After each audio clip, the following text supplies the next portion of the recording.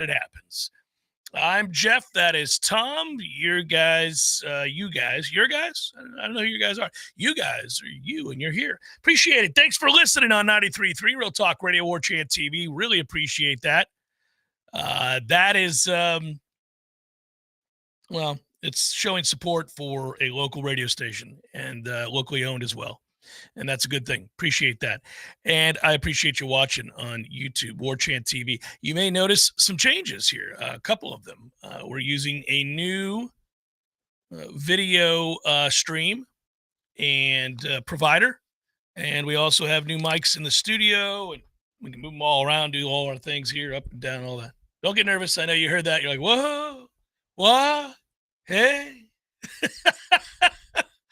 But let us know, first of all, if you can hear everything properly and everything's going swimmingly.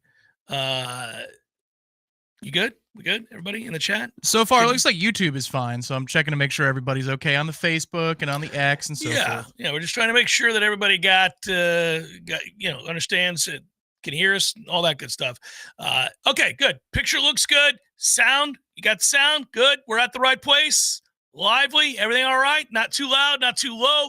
Tell us in the chat. If you're driving around, you can't. You can just yell at your radio. We'll get it fixed within a few minutes. We're brand new. This is what we got. Yeah, a lot of it is happening next week, Tony. Tony keeps notes, man. Yeah, he does. He does. But listen, this is kind of cool. I'm down with this. It's a new toy. Yeah, those arms are wild. We look like pros over here. Looks like an upside down spider over there. Yeah, I'll figure out the right spot for all this stuff. So we're making adjustments. We're going big time, Tommy. Going big time. This is crazy. So listen to this, guys. I want to see if you. I'm actually just kind of an experiment here. I said lately that we would be more involved. This is the week. Yeah, it's too bright in here, isn't it? I got to dim it a little bit. But I said that this would be the few days, this stretch before we take some days off and have some days where we're recording elsewhere. That I would be more involved in the chat. I'd be more involved with email questions, more involved with Twitter questions. Well, if I ever look at Twitter, more involved in just the interaction for now, because we are in a dead time. That's just, it's kind of, that's the whole deal. That's we're in a dead time and we're all gearing up to go. And the timing of this could not have been better. I was trying to gauge the fan base, and it's not just gauging the fan base in terms of what they think the season's going to look like, but I wondered if last year set us back more than we realized. And what I mean is, I don't mean like in terms of whether or not we're going to be any good in football, but the mindset of the Florida State faithful and the season ticket holders, the overall, obviously rabid football fan that comes to all of our games. And it's obviously, if you're, if you're a Florida State guy or gal, you're going to the Florida State-Alabama game. It would seem to me. That's not a good gauge. That's going to be a sellout. But I got this text from a guy, dear friend, one of my very best friends in all the world, minutes before the show started today. And I wonder, I'm sure the timing of it, as he sent it to me, knowing that I'm going on the air right at this moment, he clearly was thinking about the upcoming season, thinking about Florida State. He is a Florida State alumnus. He was a team manager on the baseball team. He loves Florida State. He is over the top passionate about all things Noles. He went over to Dublin last year with his wife, and we had lovely pint after pint together. He was in South Bend to watch that debacle. He has flown. He was out we went to California together. This is a Nole who travels. This is a Nole who is as passionate as you could be, right? So that's the backdrop of what kind of Florida State fan he is. An alumnus and a diehard. And he texts, I'm going to have to cut some of the language, Tom, from this text, but I want to see if anybody else, if this resonates, if you guys, some of you out there are feeling this way, or is it just him? And he's actually asking the question. So I'll read this. I don't have to just read verbatim, but I'm going to do that. Hey, brother, it's weird. Normally, by this time of year, I'm so pumped for football and I'm counting down the days. But this year, it's a little different. And I know the reason. We were such an embarrassing, discombobulated, non competitive joke of an organization that it hurt my heart and soul to watch. Any FSU related email I get from the boosters, Garnet and Gold, the ticket office, I just delete it immediately. And I'm pissed about that. It brings up all the memories of last year when I see those emails. College football previews have come out. I see the articles and the shows and the rankings, etc., that I would normally look at. I've got zero interest in it. I told a coworker, a fellow FSU alum yesterday, that I got a single game ticket on sale email, and I didn't even look at what games were on it to consider buying a ticket. Obviously, last year we were in Dublin and we went to South Bend just to watch these guys humiliate us. I don't think about them. I don't miss them all that much right now. I'm not looking forward to seeing them because I can't envision how it is we go from that non-competitive in one off season to very competitive.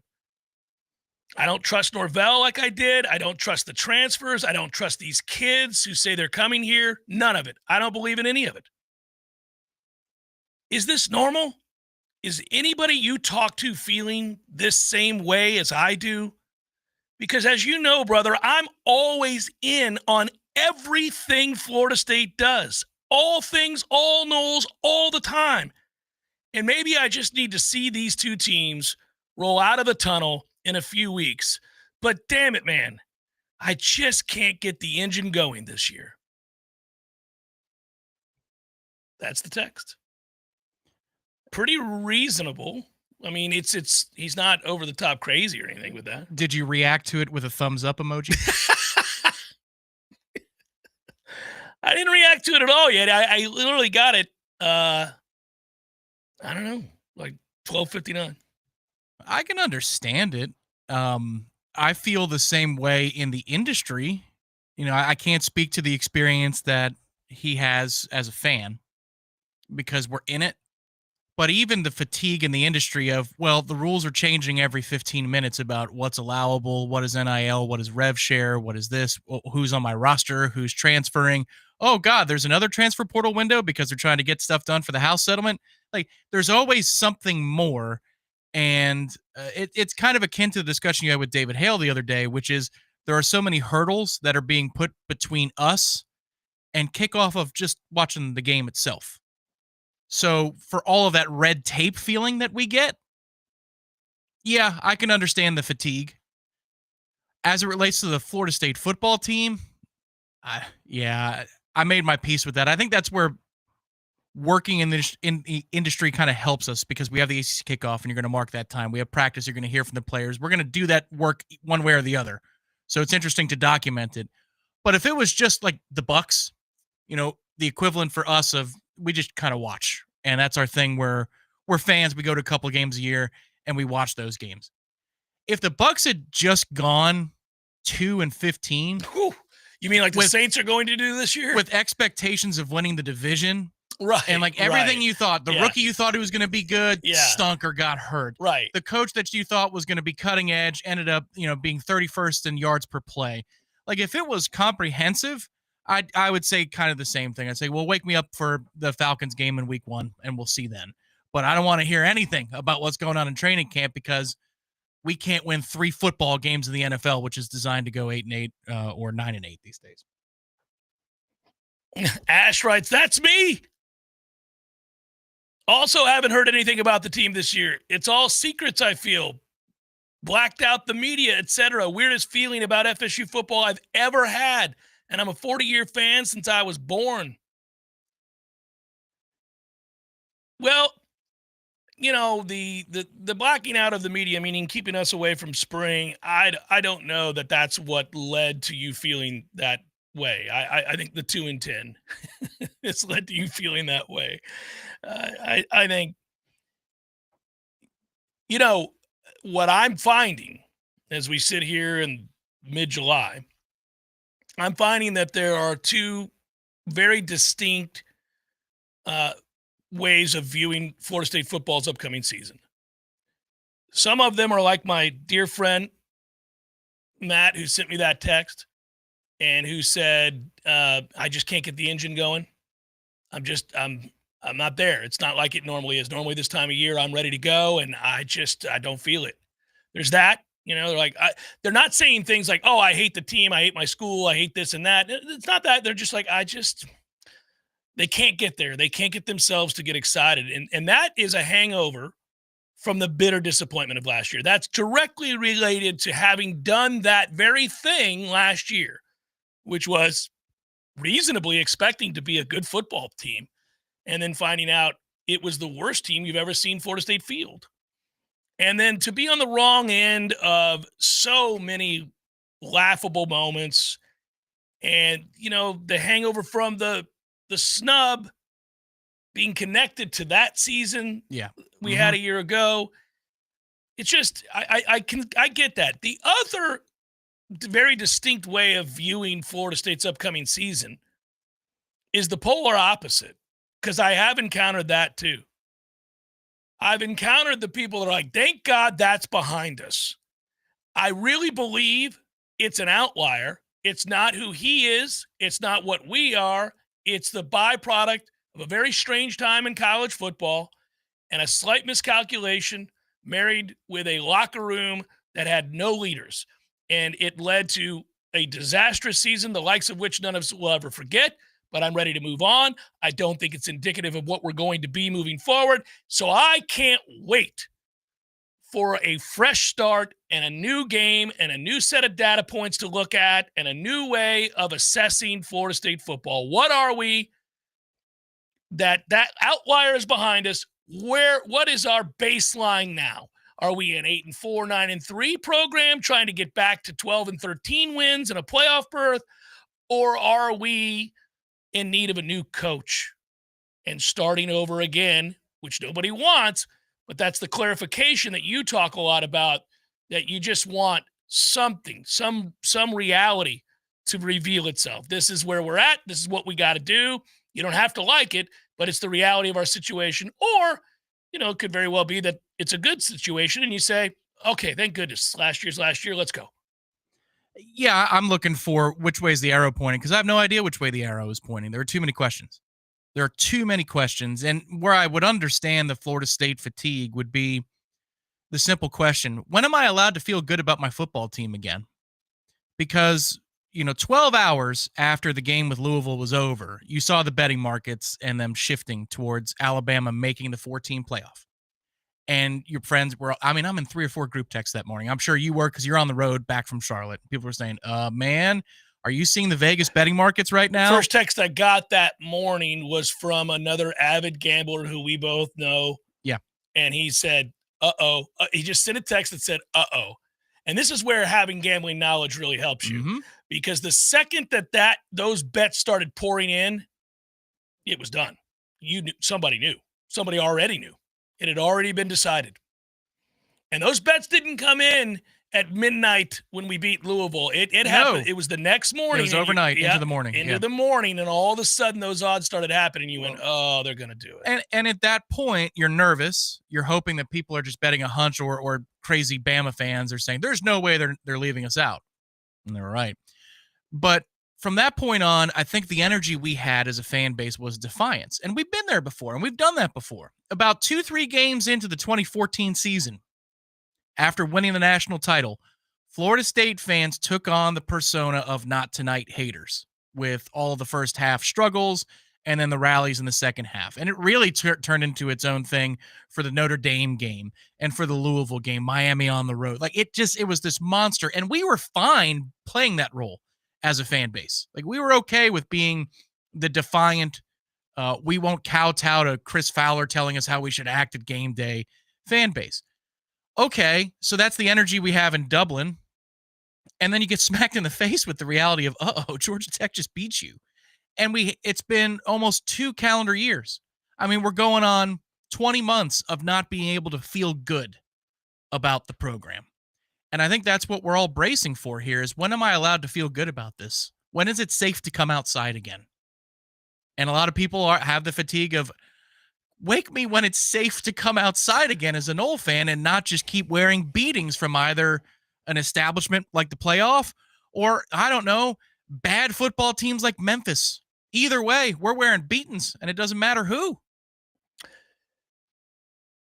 The other difficulty here is there's no way to undo what has been ingrained in you as a college football fan, meaning the standards and the baseline knowledge that you have of the way football operates has been turned upside down.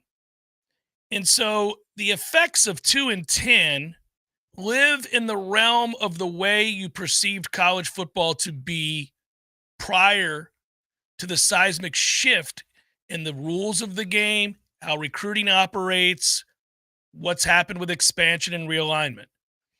You are viewing 2-10, and I don't mean you, proverbial you, through the prism of what it would have meant for your lifetime of watching college football. What 2-10 meant prior to unlimited free agency and in mass transfers and paying players and NIL. 2-10 meant that a head coach had to be fired immediately because if you went 2-10, you did everything you could possibly do wrong. You couldn't have gone from, in the old way of college football, 12-0 to 2-10. You couldn't have, because you would have stockpiled enough talent to have been a 12-0 team. You couldn't go 2-10. I don't care if your starting 11 on offense all went to the NFL. You would not have been a 2-10 team. You couldn't do it. You could have, you could have a 9-3 season. You could go 7-5, maybe, if really injury luck hit you hard. But you really couldn't go 2-10. I think that, at least as football is currently constructed, I think that's going to become less and less of an outlier. 2-10 is probably the extreme of that end, but it's going to be fairly commonplace to watch a team win like Arizona State did in a given year. 10 games, make the playoff, all of a sudden they're good after being terrible. And then it's going to be commonplace to see that same team go 5-7 the following year, or 4-8. It's going to be commonplace to watch a team win 9 games and then win 4 games, and then win 9 games. It's going to be commonplace to watch a team win 11 games, turn around and win 6 games, and then turn around and win 11 games. Like these kinds of severe swings in wins and losses in seasons are going to become more of the norm unless we get some sort of regulatory agreed upon parameters by which we play college football. Yeah, agreed. Yeah, collective bargaining is the only way to curb against these types of wild swings. I believe that. I would agree with you. Yeah. Now, there are exceptions to even that rule. There are precious few schools who will probably be able to avoid those kinds of drastic swings, and that they have recruited and been recruiting very well prior to these changes. So they had stockpiled players that they got in the high school ranks, and now they've actively agreed with Mike Norvell's approach from a few years back, which is that the portal is of vital importance to fill in the needs in the areas in which you're lacking and you're willing to pay. They won't fall off, but there are very few teams like that. I agree. I would just say that even though in my lifetime, Ohio State hardly hasn't, they've never been bad. I mean, they've had 1 or 2 seasons with John Cooper, and that's been about it. Even John Cooper got fired after winning 10 games. Right. But I think even a program like that could lose 3 or 4 and be on the bubble for the playoff in this current era. Sure, absolutely. It'll be hard for them to go what Michigan did last year, 6-6. It'd be very hard to do that. But they could slip up in a given year because they're thin at a couple positions and the portal didn't work out the way that they wanted it to, and they go 9-3. And you're like, ooh, the bubble team. Where's their good win? Like, I could see that happening to even the best. But the drastic fall off for one tier below, which is where we are right now, is that you could go from 10 wins to 3 or 4 if you're not careful. Yeah, what they did was so calamitous as to defy logic. Got it. In that sense, they are still going to be an outlier. But the large swings of, hey, we're an 11-win playoff team. Oh, my God, we're a 7-win team that's on the outside looking in, going to a meaningless bowl game. That's going to be fairly consistent. I think also with the fan base, specifically the Florida State fan base. So from the time Jimbo was slipping and it was falling apart rapidly and he had a foot out the door to 13-0 took forever. And I thought this fan base was remarkably patient after firing Willie and going through COVID with Mike. I thought they were pretty well patient in 2021. And fairly optimistic for 2022. Even though we hadn't had a reason in 5 years to feel good about things, people stayed the course. And when they were rewarded for that with a 19-game winning streak, because remember, it did parlay into a winning streak that was a long time. You went over a calendar year without losing a football game at Florida State not that long ago. And you're like, okay, this is the reward. We have waited, and here's the reward. And within 12 hours, snatched right out from under you. And since that moment, we have 2 wins. Since that moment, we have won 2 football games. I can understand it. I can understand fatigue. I can understand just looking up and saying, when will it stop? When will this rain cease? Yeah, I mean, that's why I read that text, because I have a feeling that there are a lot of people that are like my buddy Matt that feel that way, that don't, there is a hangover. There's a very real hangover.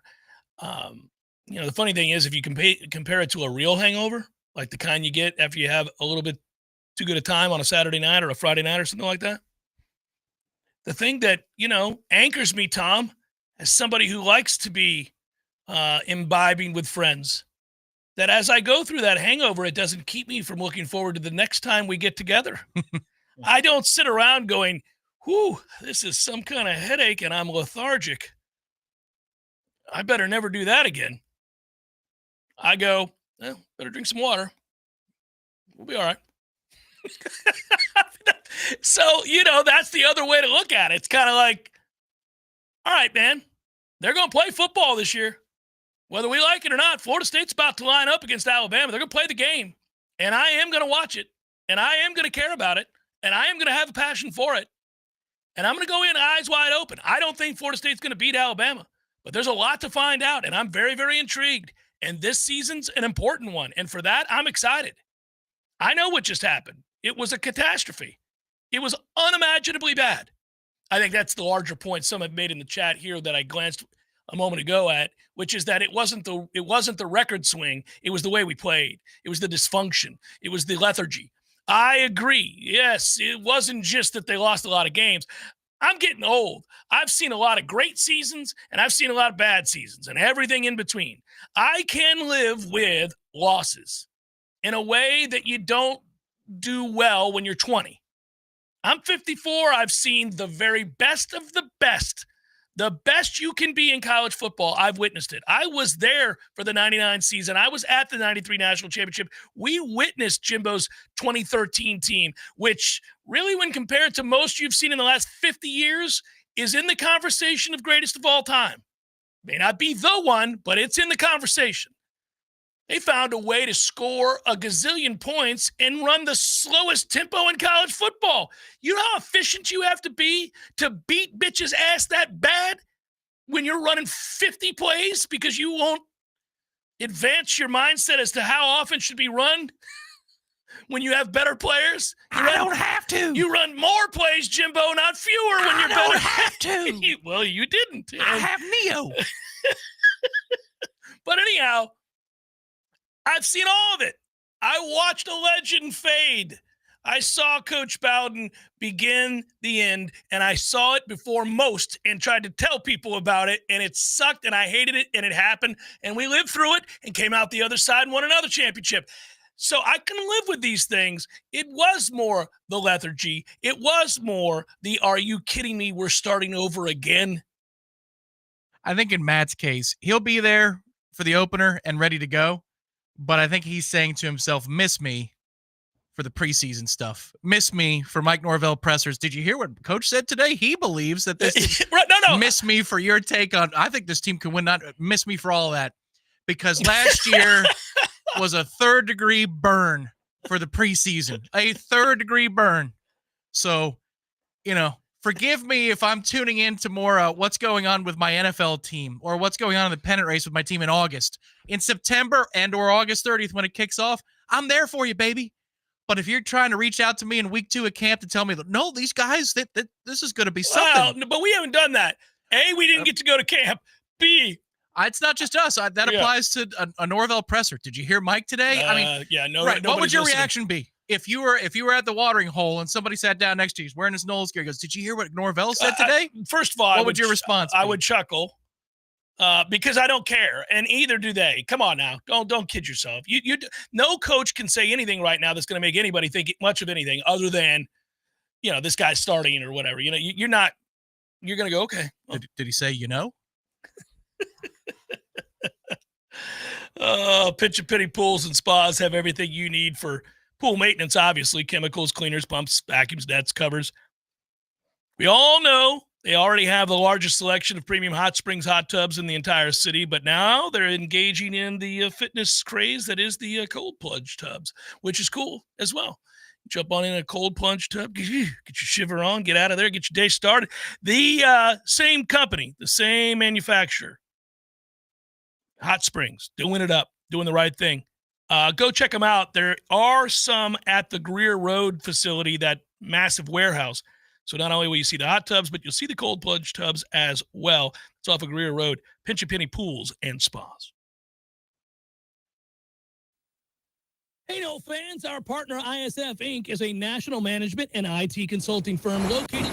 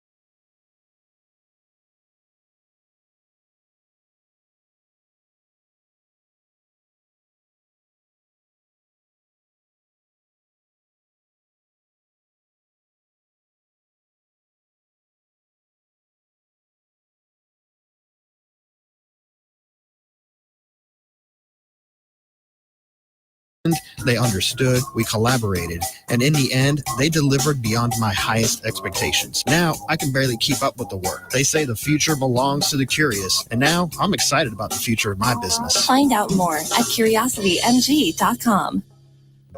Porterman, you're walking crooked again. What happened to you? Well, I was sitting at the boat ramp, sipping on a margarita when my alligator Hank decided we needed to go water skiing. Oh, no. Next thing you know, Hank's strapped to 4 skis and I'm hanging on his back and the boat is pulling us out. It was all going great till Hank spotted a duck in the lily pads and wanted to jump the wake. Porterman, you're crazy. No wonder you got hurt. Yep, 1 second it's air, water, air, then bam, now I can't even bend over to put on my own water skis. Well, Porterman, you better get over to Thin Chiropractic right now. You can book an appointment online and take advantage of the new patient special. Special offer online? That's easier than wrestling an airboat off a sandbar. That's right. Just go to thinchiro.com. FENNCHIRO.com. FENNCHIRO.com. That's it. I'm headed over there boogity to get straightened out. Feeling sluggish? Wake up your body the right way with Vigor. The all-new Vigor Cold Plunge Tub from Hot Spring Spas is now available exclusively at Pinch a Penny Pools and Spas in Tallahassee. Boost circulation, reduce inflammation, sharpen your focus, and more. Elite athletes do it daily, and now you can too. Experience the power of cold therapy in your own home. Come see the Vigor Cold Plunge, available only at Pinch a Penny on Capitol Circle Northeast and Greer Road. Science-backed, technology-tracked, and coach-led. Hey, Jeff Cameron here. You've heard me rave about the benefits of Orange Theory Fitness and the proven track record of science-backed interval training. Well, now Orange Theory Fitness has done it again, adding more ways for you to improve your health and look your best. In addition to the always great standard workouts, OTF has added Tread 50 and Strength 50 for those in the mood to just lift for an afternoon or attack those cardio goals for the day. Take the guesswork out of exercise. Make sure you're getting the most out of each and every workout. Orange Theory Fitness, location Midtown Tallahassee and Village Square Boulevard. The Jeff Cameron Show is a production of the Warchant.com Multimedia Network. Check out Warchant.com today for the latest news inside Florida State athletics. That's Warchant.com. Now, back to Jeff on Real Talk 93.3. By the way, finished fourth in yards per play allowed last season. And that was within the SEC. It is believed that they'll be better than that this year. 13th in returning production, according to ESPN, which obviously is a pretty scary proposition given how well they've recruited. So you get a lot of those same guys back. And we will see what Kane Womack, who has a great name, is able to put together with Alabama's defense. Significantly more experience and continuity than a lot of the teams in the last few years of Alabama have had. They have 10 players returning who played more than 400 snaps last season on defense. That, according to Pro Football Focus. They lost Malachi Moore and Jahad Campbell, but everybody else pretty much returns, and they've all played a lot, just so you know. Was it Campbell or was it somebody else that was suspended last year for showing his rear end during the Vandy game? Remember, it was one of their senior leaders? Yeah. That was not a good look. That's one other thing I heard during a lot of the offseason chatters from at least two different, it might have been three, Alabama podcasts / multimedia outlets, that last year the culture change was real. You know, that DeBoer's system was much more lax than Saban's system, and some players tested boundaries. And at least for the Alabama side of things, that media department believes that maybe some of their inconsistencies and failures last year were attributed to guys not having to live up to the impossible Saban standard on a day-to-day basis. And that maybe some meetings were attended late, and maybe some guys spoke out against coaches. And they think that they've got that righted this year. But that Alabama's troubles last year were not just because Jalen Milroe was feast or famine, but it was because at times that roster had some growing pains with its new head coach, and there was lines crossed in terms of discipline. Hopefully all that noise continues this year, and he's fired by the end of the season. But I found that interesting that some folks did, in retrospect, say, looking back on that 24 season, DeBoer took it easy on the guys, and sometimes they took advantage of him for that. In a way that certainly Saban wouldn't have. And again, you're always in the shadow of Nick Saban if you're Kalen DeBoer. This is the whole thing about replacing a legend. But he was afforded the opportunity, certainly, to learn said lessons, and I would think now could use that. We'll see. Let's hope it stays steady falling off. You're certainly not going to sustain the level of excellence that Nick Saban had. I mean, you make the compelling case he's the greatest coach in history. So, yeah, there's going to be a drop-off. I just hate that they have that much experience coming back, especially when you juxtapose it to the inexperience that we have with a lot of these guys. Not all of them are inexperienced in terms of college football. Yeah, but playing together, they are. Playing together, yeah. I don't know. These are little nuggets to throw out to you from time to time about getting ready for Bama. And it is a tough task. I know that Bama lost games last year, in some cases games they should have never lost to teams that they were much better than, including a 6-loss Oklahoma team on the road, a beatdown. But I also know they won, 10 games and they're Alabama. And they got a lot of talent. And he got his offensive coordinator back, and it should be interesting to see back into the fold, I should say. He wasn't there a year ago, so he brought his guy over where they had all the success. I'm really less concerned. It sounds strange to say. I'm a little less concerned about aspects of that offense and more concerned about just the offensive and defensive line advantage that I think they're going to have. That's the tough thing to overcome here. You can find a way to try to bottle up and keep people in front of you and bend, don't break, and try to win red zone. Just hope to hold to some field goals, those kinds of things. You can scheme it up that way to some extent. But I really wonder, you and I have talked a lot about this. Florida State's got to run the ball. Gus Malzahn wants to run the ball. He's shorten the game. Obviously keep the ball out of Alabama's hands. We couldn't run the ball to save our life last year. Malzahn's systems have always been predicated on running the ball successfully to the tune of sometimes 60-40, 65-35. So, that's a hell of a test out the gates as to whether or not you can run the ball when you face Alabama's defensive line. But I will say also, if you want to be optimistic about that, if Florida State runs the ball against Alabama, they're going to run the ball against anybody they want.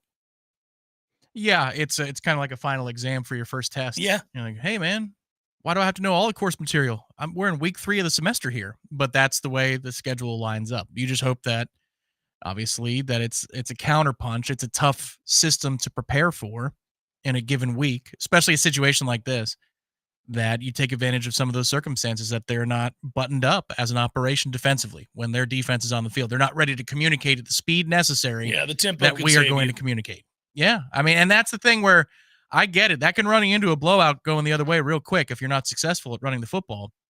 But the way the defense spoke about the offensive tempo, the way the offensive line, like Andre Otto, spoke about the offensive tempo that Gus is running, I mean, I don't think they're coming into that game to try and manage the clock, choke the life out of the football, and see if we can't get this thing to the fourth quarter at 20-13. That doesn't seem to be the way that they're training right now in the offseason, at least. Maybe that's the way Mike manages it on game day, but I don't think that's the way they're going into it. I agree with you, Tom. I would not train that way because that's not the way you're primarily going to run your offense throughout the course of the year. It's like two different conversations. We talk about what you ought to do and what ought not do against Alabama as opposed to anybody else you play. Gus has always utilized tempo as an element, as a weapon. You're not going to suddenly come in here and not do that when you take over the offense. That's exactly what you're going to do. You're going to train them to do that. A big part of the spring was getting guys acclimated to the speed they want to play at. You wouldn't have done that all spring and really pushed it, according to many of the kids that talked after practice. Man, this is tough to get used to. It's tough for receivers to get used to it. I mean, you run a route downfield, you got to get your ass back. Let's go. We're going.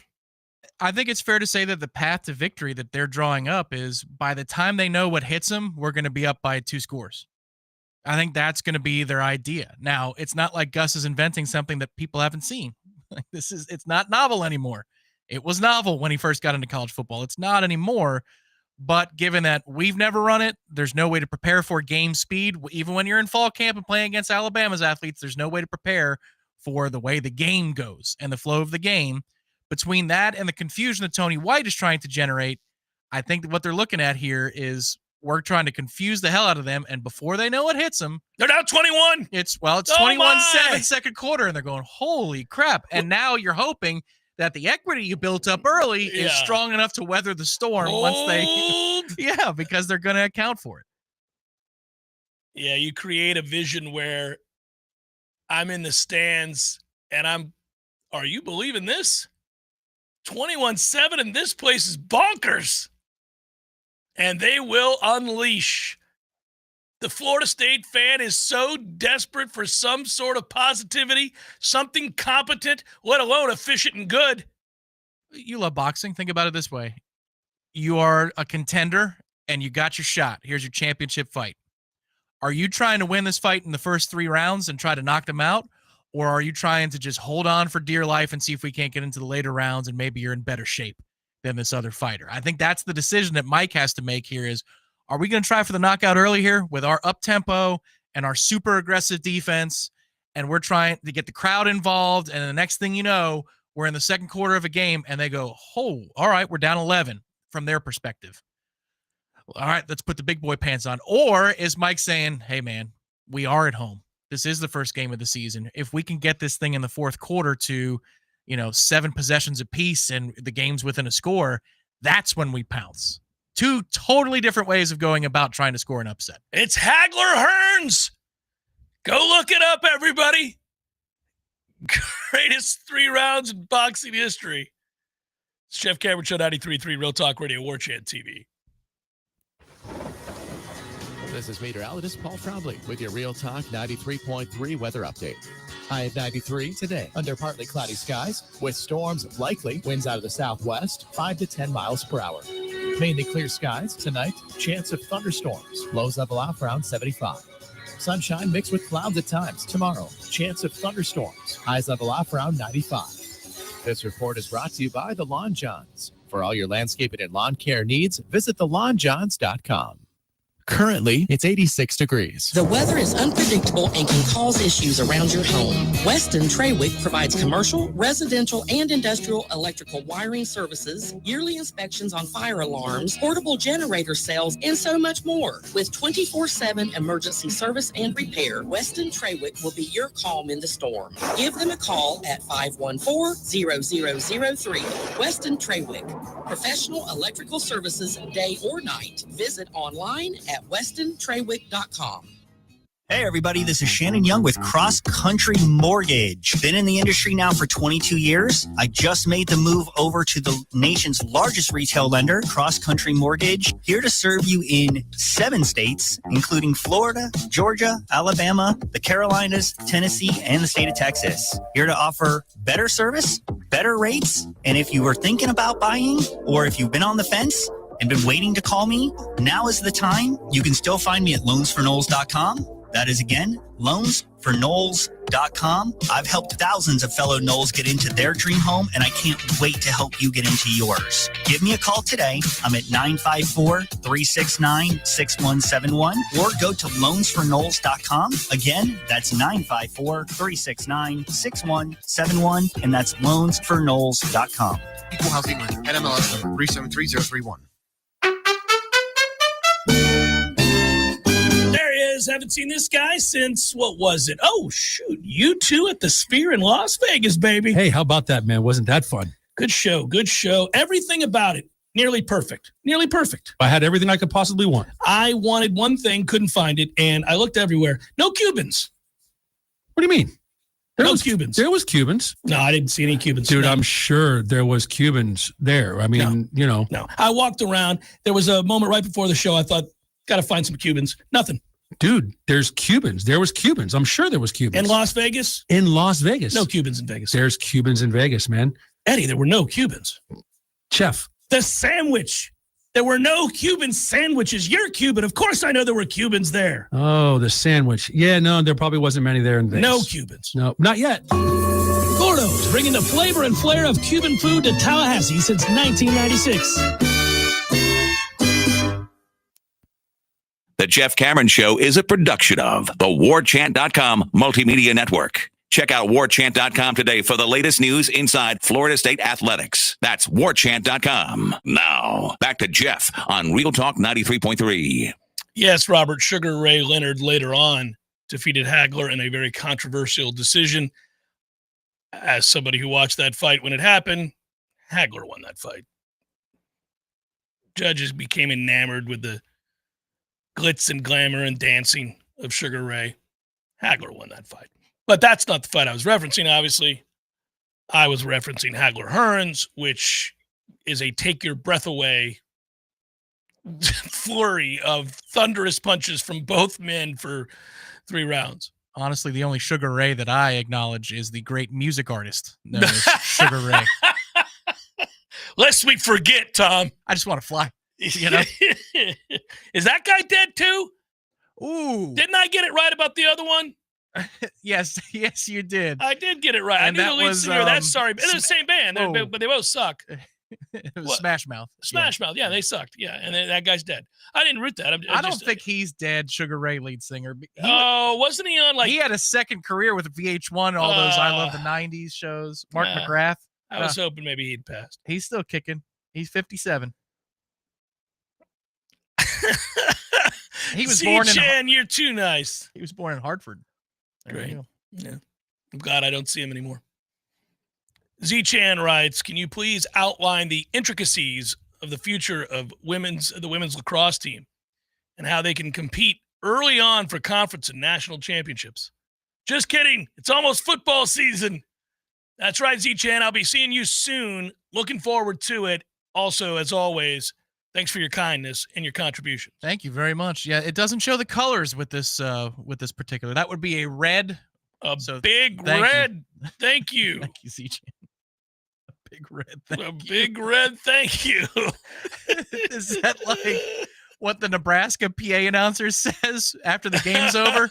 On a big red thank you from those of us in Huskerland. Remember, don't drink and drive, and we offer you all a big red thank you for coming out to the game today. Thanks, fans, yet again. The best in the business here in Lincoln, offering you a big red hand for a job well done. Yeah, that's, yes, and by the way, McGrath is still alive. Yeah, Mark is still alive. You guys are weighing in, unfortunately. If you could do it, if you could flip it, and I think I know the answer here, would you rather play Alabama out the gates or would you rather play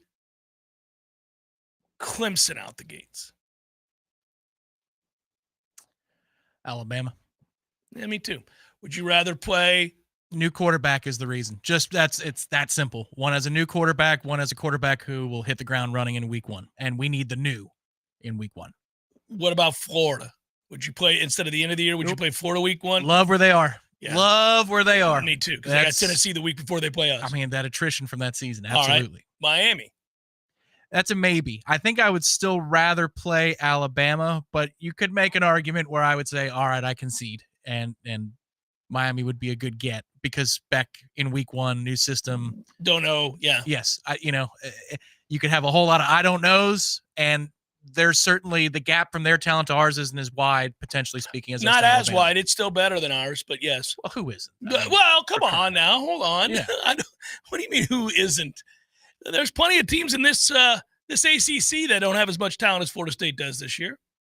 Well, same last year. Do you think every team in the league has more talent than No, Florida I'm just State? saying. Goodness gracious. That's fatigue on my part. Sprinkly dinkly. I'm going to assess it on me.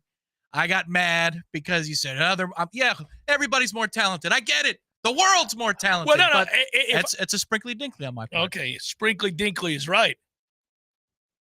Because damn it, man, if it were true that say 10 teams in this league had more talent on their roster than Florida State does, we have more evidence that Mike should be shown the door. Yeah, I think yes. It's just the Matt text energy of I know. I've been told. That many people are better than we are. I get it. It was proven. We saw it. Wasn't no magic upset. Wasn't no week where we went to South Bend and wow, we kind of hung in there. No, we didn't hang in anything. Hung nowhere. It's funny. We left Dublin. You and I, we talked after that game. I could not have known. None of us could have known that might be the best effort we gave all year long. It kind of was. In retrospect, you're like, how did we hang in there with that Georgia Tech team, given what that team revealed themselves to be? Shocking. Almost won the game. Yeah, good enough to beat Georgia, that team was. And we were right there with them. That team, the play that is so emblematic of the frustrations we feel is when you knew they were going to try to just get a few yards for the field goal, and you've got nobody. No, we did. So he was there. He misses the tackle. He just misses. But by a lot. Of course he did. Of course he did. Yes, It's like, what kind of angle is that? What are you doing? It's a ground ball to your least favorite infielder. You're like, well, this is an error because it matters. Now, if it was the third inning and there's nobody on, no problem. But we need this play. And somehow, some way, he's going to throw to the wrong place. He's going to crow hop before he throws. He's going to double clutch, or he'll just miss it. And that you think all those things in the 10th of a second as you see where the ball is going, and it cuts from the batter's eye camera to the play camera. You hear the play-by-play. Ground ball to second. Oh, That's how that goes. Like if you're listening, Viento said third. He threw it away. He was able to keep it in front of him, but everybody's safe. That's a play he needs to make, Gare. Yeah. I know it is. That's a tackle that my man needs to make in space. Well, that's a line drive out to O'Neal Cruz out in center. You're like one of those tweeners where he's not sure what to do. I'm like, oh, this is a triple. Got a late break on it. Oh, that's going to drop. That's to the wall in the deepest part of the park, and Jones can run. Like, okay, here we go. This is what we're doing out here today. That's the Brian Kenny. 1 run will score. Yeah. 2 runs will score. Devastating. Cornbread hemp is good stuff. If you're looking for some gummies, that's where you want to go. CBD gummies or THC gummies for that matter, formulated to help relieve discomfort, stress, sleeplessness. All products third-party lab tested, USDA organic to ensure safety and purity. Right now, Jeff Cameron Show listeners can save 30%. Head to cornbreadhemp.com/warchant. Use code warchant at checkout. That's cornbreadhemp.com/warchant. Use code warchant.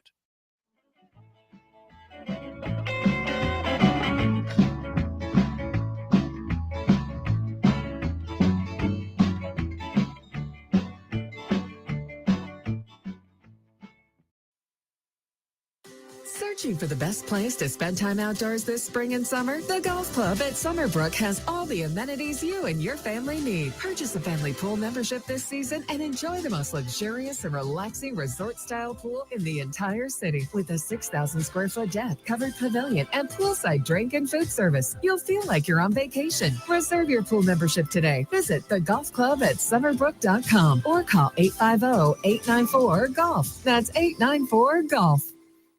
Do you own a small business? Let me guess. You started your business so you could get bogged down with payroll and bookkeeping, office tasks, and other paperwork, right?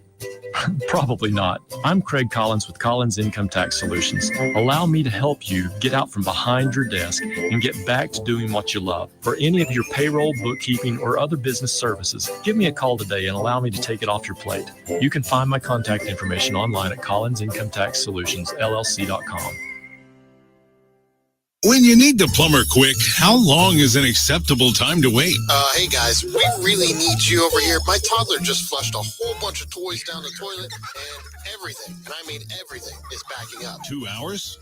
Hey guys, just checking in. The water has reached the hallway now and it's getting pretty deep. Can you get here anytime soon? 4 hours? Hey guys, can you please hurry? Now my wiener dog is doing the backstroke over here and they're not known to be strong swimmers. Hey honey, grab his life jacket. 8 hours?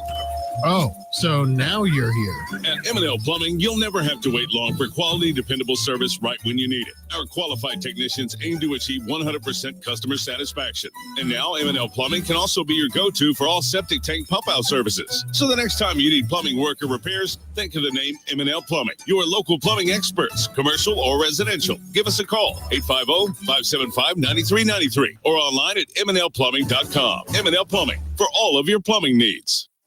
Hey, everybody, it's Ed Dean along with Roger Henderson, also with FloridaDaily.com. Just want to remind you, daily 4 to 6 in the afternoons right here in Tallahassee on Real Talk 93.3 FM. Roger, it is literally the 2 fastest hours anywhere in afternoon talk radio. And if you think the country's going crazy, we'll help you make sense of it all. Oh, yeah, we'll try to make some sense of it. Again, Monday through Friday in the afternoons, Ed Dean, Roger Henderson on 93.3. There's fun to be had every night at the Corner Pocket. Take home prizes on Trivia Tuesdays and Beer Bingo Thursdays. And kickstart your weekend with Martini Fridays. Plus happy hour runs every weekday and game day specials every time the Noles take the field. Watch all the best games at the Corner Pocket's Vegas Wall, featuring 560 inches of flat screen TV heaven. Oh, really? The best food, the best drinks, and the best place to watch all the games. Tallahassee loves the Corner Pocket. Coming up next, more of the Jeff Cameron Show. Live and local on Real Talk 93.3. WVFT. Greta, Tallahassee. Your Sports Flash update on Real Talk 93.3 in Tallahassee. Florida State football announcing which players would represent the school at the upcoming ACC kickoff event. That's going to be taking place Wednesday, July 23rd in Charlotte, North Carolina. Florida State set to send quarterback Tommy Castellanos, defensive lineman Darrell Jackson Jr., and also defensive back Earl Liddell Jr. The offensive lineman Richie Leonard IV will go as well with head coach Mike Norvell.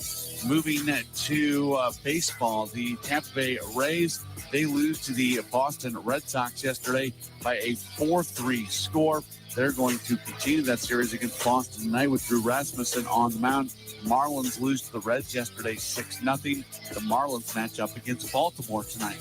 This Sports Flash is presented by Progressive. Bundle auto and home, renters, or condo insurance and save with Progressive. I'm Matt Pauley on Real Talk 93.3. At Skechers, we put the S in comfort. Wait. Skechers put the S in comfort? Yes, comfort you have to feel to believe. Skechers, we put the S in comfort. Let me try. Okay, I'm just stepping in and... Oh, wow. Skechers put the S in comfort. Duh. We told you. Find Skechers slip-ins at a Skechers store, Skechers.com, or wherever stylish footwear is sold. With Progressive's Name Your Price tool, you get coverage options based on how much you want to pay for car insurance. And then you decide how to spend the rest of your money because you're in charge. And right now, you're going to pay for groceries. But you decide what groceries. Just keep in mind you're running out of dishwashing soap. But you decide if you're going to buy that soap. Just those dishes won't clean themselves, will they? Remember, with Progressive's Name Your Price tool, we'll help you find coverage at a fair price. And then you're in charge.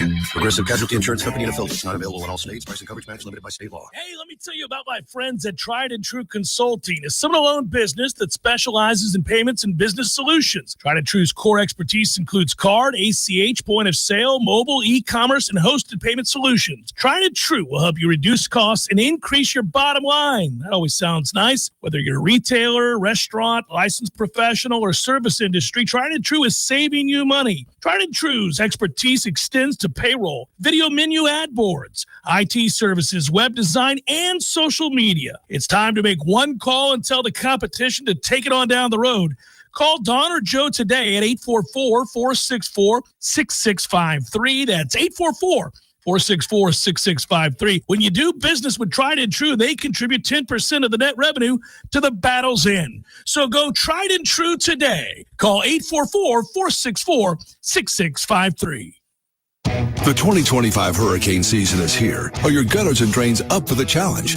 If not, now's the time to call New Vision Gutters. Your trusted local team that keeps water out, no matter what the skies throw at you. Full service from top to bottom for gutter repairs, gutter installs, leaf and debris guards, drainage fixes. We handle it all. Don't wait for the next big storm to find out you've got a problem. Call locally owned New Vision Gutters today.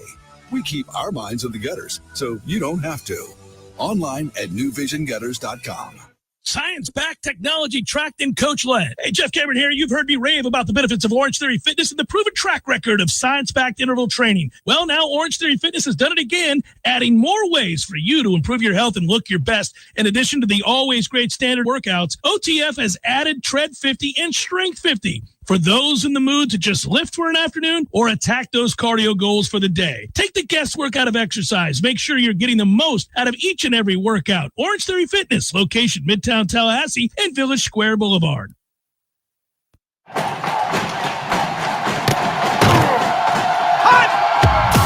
Broadcasting live from Florida's capital city, this is the Jeff Cameron Show, brought to you by Orange Theory Fitness on Real Talk 93.3. Now, stop what you're doing and listen closely. It's time for the Jeff Cameron Show in 5, 4, 3, 2, 1.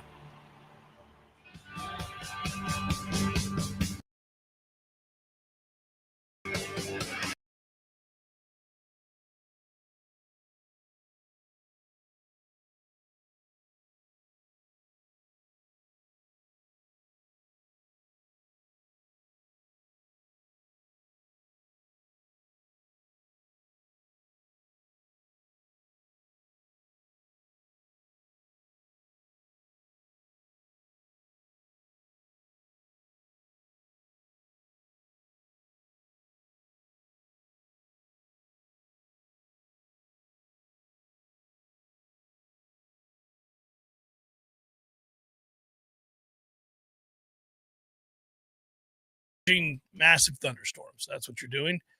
I bring it up not to slowly talk about the weather, but because we could get knocked off the air here, we've had some pretty ugly strikes and some moments during the break that a little dicey. Close call or 3 so far. Yeah, so we'll hang in there. That's fine. I'm not in any danger. I'm not worried about it, but we just want you to know if it happens, that's what's going on in Tallahassee. There's a whole lot of get you some from the weather gods. It's summertime in Tallahassee. I know you didn't want me to lead with this. I just thought I'd point out that the Scottish Open was good today, Tom. You should have tuned in. Whole lot of people going low. Weather was nice. There's some 61s out there, 63s out there, 64s out there. It's a good field. It's a great field. Leaderboard. I know it's a great field. Sorry, leaderboard. Yeah. Rory, Ludwig, they're all there. I had Matthew Fitzpatrick at the start of the day. He shot a cool 63. So I'm down with that. A little money to be made out there, gang. Don't be half-stepping. And next week, it's the Open. And there will be plenty of wagers put forth on the Open. And you'll be in some of the pools that I'm in. Oh, yeah. Got to remember to do the pools. Yeah. Because I'll be gone. So thank you. Put that, when you're not in your home with the creature comforts, you're not always thinking about doing things like the pools. Yeah, next week, guys, come on, let's not kid ourselves. That's your week to get whatever done over the summer that you haven't gotten done. And that's the week. It's All-Star Week. There's nothing happening anywhere. The day before the All-Star game, nothing happens. The day after the All-Star game, nothing happens. There aren't games being played. There are no big events. There's nothing. You're building up to the British on Thursday. That's what you got. You got a whole lot of nutting going on next week. You've got to find a way to get it done. Those gutters aren't going to clean themselves, everybody. You got Greg Sankey's address to the SEC media. That's a big day. The state of our football union. Certainly stories will be made, and they will be covered in that way, and Sankey will make sure of it. I thought that was somebody knocking on the door. The thunder was so loud there. Sweet Jesus, the building is shaking. Yeah, I've already seen the dry erase board in the Cameron household, and it reads, "Get your sorry ass outside, hubby, and get these gutters." I'm not a gutter guy. I don't mind. Is that right? I'm not a gutter guy. No, well, I do it. Who's a gutter person of any kind? I'm not a fan. I got to get up on the roof. Well, I don't necessarily, but it's quicker if I get up on the roof. Once I'm in, I'm in. I'm wearing the dingiest shirt I own, prepared to throw it away, especially when you've waited as long as I have to get these gutters. There are families of rats living in those gutters. I'm sure of it. Oh, my. I doubt that. But, yeah, it's not good. So you get called out then, huh, on the family whiteboard? So I have... Is it like a question mark, a passive-aggressive question mark? No, the family whiteboard is primarily used for our children, who are what most children are, capable of extreme levels of procrastination. I might have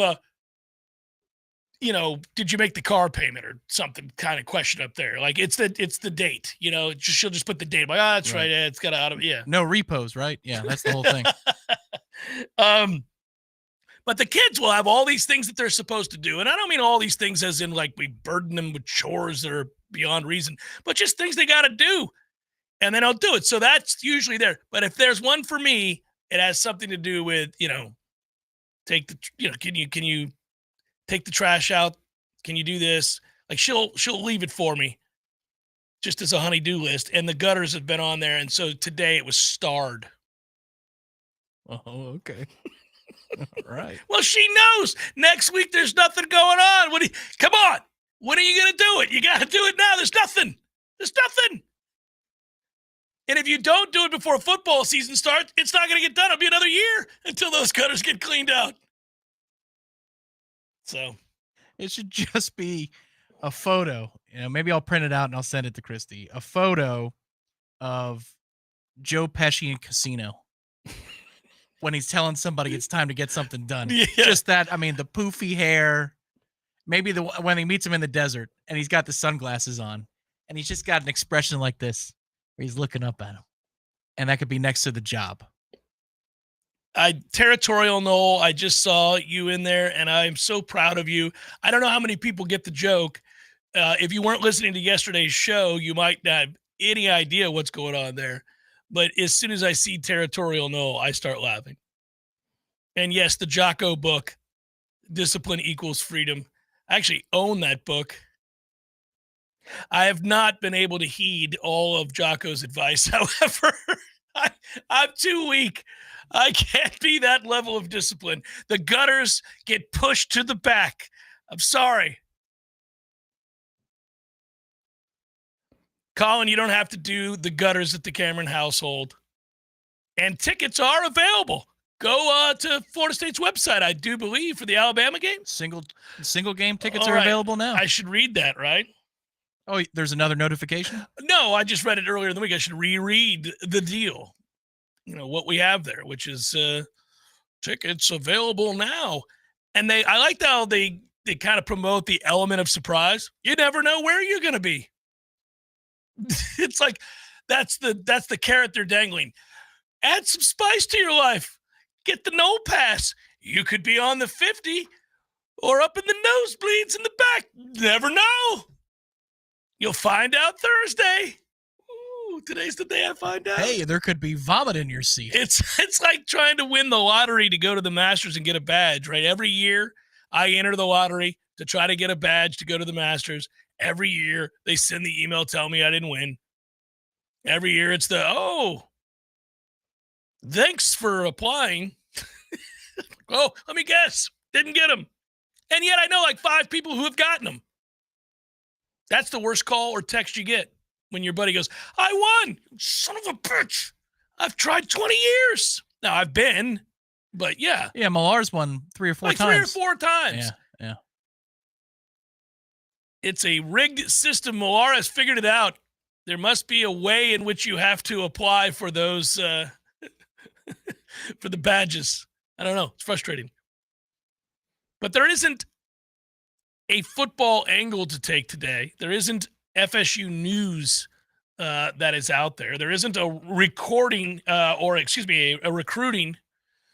angle to look at here. I mean, I know that we have stories out there about certain players, but we're continuing to count down the top 40. I am interested. I will say this: number 6 on the board was Gavin Sawchuk, and if you look at the rankings, the staff is pretty excited about what he can be. Everybody I know, I think every one of us had him maybe everybody but Ira had him in the top 10. Oh, really? Okay. Yeah, I think Ira had him just outside the top 10. We don't talk a lot about Sawchuk, but I think he's your starting running back, first of all. And he's a guy who we saw play against Florida State, 13 carries, 111 yards, and a touchdown. He was 22 carries for 135 yards against West Virginia, 14 carries, 107 yards, and a touchdown against BYU. He's a guy that's kind of had to carry the rock for them for a stretch. Now, he's had injuries, and he didn't end up being the guy long-term, but he had a stretch of 5 games where he was really, really, really good. And he stacked up, big-time numbers. We don't know if he'll replicate that production here at FSU, but I'm excited about him. I remember watching him play. I think he's a good player. And that's kind of an underrated acquisition. We look more on the other side of the ball. We look more at Jeremiah at corner, partly because we were surprised by it. But were we any less surprised by the need to go out and get another running back? I mean, they have a room of like 9 of them. Yeah, I thought that meant that there would be a couple of kids that, took it down the road. Yeah. Why wouldn't you at that point? Correct. And given that he's an upperclassman and he's been productive, I mean, it's the same thing. It's Gus Malzahn looking at the room and saying, don't have enough here. I know that there are a lot of people, like we have enough people, but I don't have enough juice here. And by definition, if he's coming here, he's coming to play. Oh, yeah. And play a lot. I don't think he's coming here to compete with Roydell Williams and Sam Singleton for who has the, second most carries. I think you bring him in here under a fully vetted and transparent communication that says, if you come for us, come here to Tallahassee, you're going to play, and you're going to be one of my top 2 horses this year. The idea that you might end up watching him and Cromwell be the bell cows of the offense. By the time you get into it, yeah. Like week 3, week 4, by game then. 1, I'm not sure about that, but yeah. Yeah, you think it's the combination of Sawchuk and Williams? I think so. And then they might give Cromwell, if he's ready, a couple. And if Cromwell gets hot early, they'll give him more. But I think that would be the dip the toe in the water game for Cromwell. And if there's anything that looks close to not up to speed, then we'll stick with Roydell and Sawchuk because I know where they're going to be and I know what they're going to do. Here's the funny thing, man. You remember what it's like to have a special running back? We've had a few of them. We had one that just a couple years ago would wow us when there was nothing there. He'd break a tackle, and the next thing you knew, out the gates. Benson was really kind of the only reason we had success running the football. It wasn't the offensive line. He would find ways to make plays when it wasn't there. He also would find a way to get tackled when something was blocked up. He must have been an offensive coordinator's nightmare in that sense. Because he would make something, the jump cut against Florida to ice that game. That's all Trey. He invents a huge play there, an explosive play. And there was one Virginia Tech run I can recall. I'm like, that wasn't supposed to go there. Oh, he had a few runs where we're just getting bottled up. It's not there. We can't get a push. We're failing first down again. Can't get the run game going. Beating our heads against the wall. And then all of a sudden, it's 2 broken tackles and 78 yards. You're like, whoa. Yeah. Dude just made something of nothing. My point is this. If you have special in the backfield, it changes the dynamic of everything about your offense, especially when you're going to run an offense that's going to be 60-40, probably bare minimum run. Well, and if you look at Sawchuk's highlight reel, and specifically there's one out there that, we couldn't share on this channel because you get zapped, but it's like 6.5, 7 minutes of him a couple seasons ago. Yeah. What you'll see in those clips is a running back who understands the timing of an offense like Gus wants to run. If they are going to run power or counter, he has a feel for that timing of letting things set up and then pushing forward. And then also, even though he's not the largest guy in the world, he is tough to bring down. Like the way he runs with an attitude. Yes. A lot of those highlights, and I get it's a highlight reel, so you're set up to look good, but you'll be in short yardage and he runs a certain way in short yardage. It'll be 1st and 10 and he runs a certain way in 1st and 10. He's got a good feel for not only the timing of the type of runs that Gus is going to call, but he's got a good feel for the situation of what's happening. Are we near the goal line? Do we have to have a yard here? Because then I'm not going to try and run for 3. I'm going to get small and I'm going to get a yard. Or is it 1st and 10 and it's a back and forth game? Could we use an explosive play here? I think I see something. I'm going to go for it. I like that dynamic because that's football IQ that we don't often talk about with running backs. Usually is the offensive line good? Then he's good. There's also a feel to it, and Sawchuk seems to have some feel. And, you got to wonder, like you said, Gus had to be out there looking at that stable of running backs, and clearly he was not pleased. He was bothered by what they didn't have. Enough to come in and say, thanks, I know we got 7 running backs, we need another one. How about we recruit one and we bring in a portal guy? I mean, so you went out and spent a lot of money. You had seemingly 7 running backs already on the roster, and you went out and spent a lot of money to woo a kid away from Georgia. And then Sawchuk was very desirous. There were a lot of teams that desired to bring him in. So you had to win that one too. So you spent big money, which tells me that he didn't see a scheme fit. He didn't see the patience and the vision that you're talking about and said, that guy has it. I've seen him. I like the film. Let's talk to him and this recruit. An easy way to think about it in Florida State terms is Chris Thompson in outside zone back in the day. Oh, yeah. I mean, it looks Love like me some Chris Thompson. You've got yourself a perimeter run that's going to gain 2 or 3, and the next thing you know, he's just patient, cuts back, and he's up the field for 25 or 30 yards. Now, his 0 to 60 was special. That's why he caught on even after injuries, multiple injuries, and played in the NFL. But still, there's a timing that comes with that. Devonta Freeman had an excellent timing mechanism when he got small and he'd fall forward and he'd gain you a hidden yard or 2. So it's bottled up at the line of scrimmage, but he can get small, he gets low, and then you just see this guy kind of leap under the legs of both trench players, and it's instead of a no gain, it's 1.5 yards. And those little things matter. Yeah, Sawchuk has a little bit of that. Cromwell seems to have a little bit of it in his high school stuff, but with the speed of the game, I don't know. You can't expect that early. You probably can't even expect that by Miami. I'm probably thinking like Pitt, Stanford, Virginia Tech, Wake. Those are the games where Cromwell might take off and never look back. Can you imagine? I mean, I just know that you don't know anything when you're 17, 18 years old. And when you're a good player in high school and he's an elite player, you kind of can get away with just sheer athleticism. You're stronger, you're faster, you're typically the best athlete on the field if you're an elite player like he was in high school. So things come easy to you, and it's human nature when you don't have to give 100% to get 8 yards or 12 yards, when you could do that in your sleep against the competition, then you don't rely on it. You don't reach down deep into that reservoir. You don't have to. But can you imagine coming here and then getting carries against Alabama in week 1, your first ever college football game, that first time you get hit by grown ass. I just got done talking last hour that Alabama is returning 10 different defensive players who've been involved in over 400 college football snaps.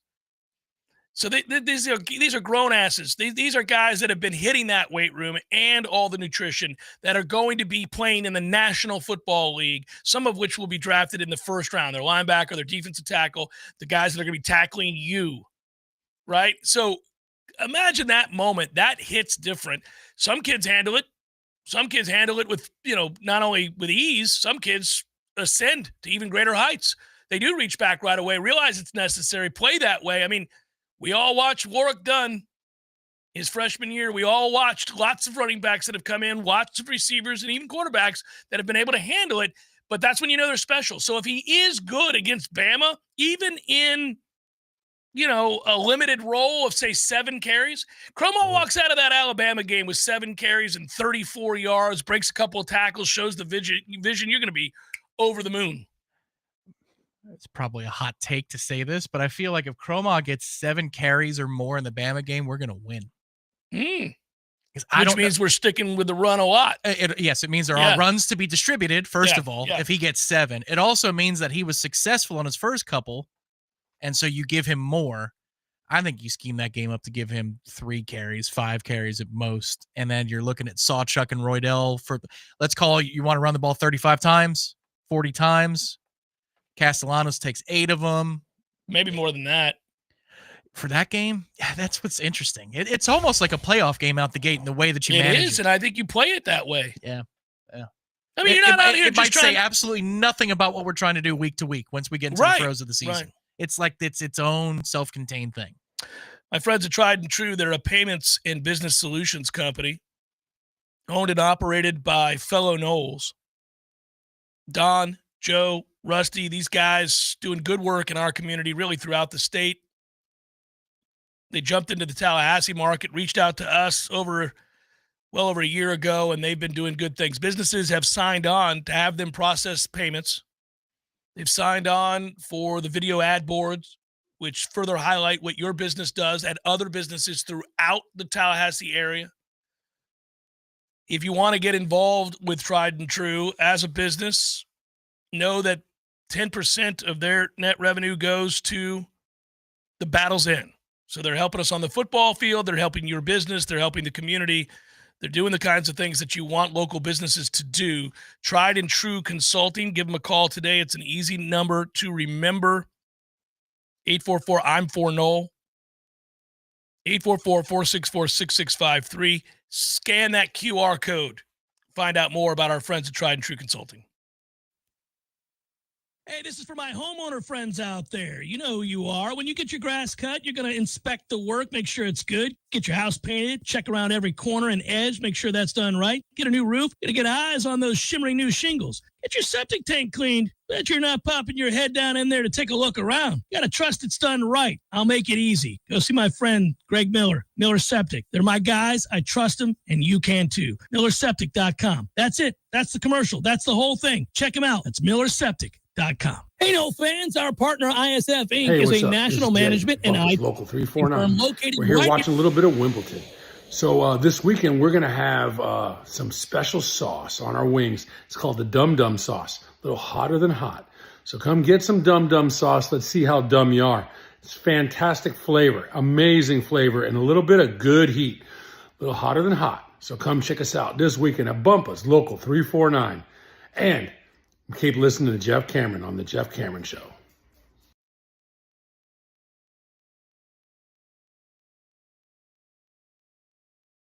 Hot Spring Spas, available only at Pinch a Penny Pools and Spas in Tallahassee. Cold plunges reduce muscle soreness, boost mood, improve sleep, and so much more. It's not just a trend, it's science-backed wellness, and now you can have it in your own home. Ready to feel alive again? Pinch a Penny has the exclusive home use solution. Visit us on Capitol Circle Northeast and take the plunge.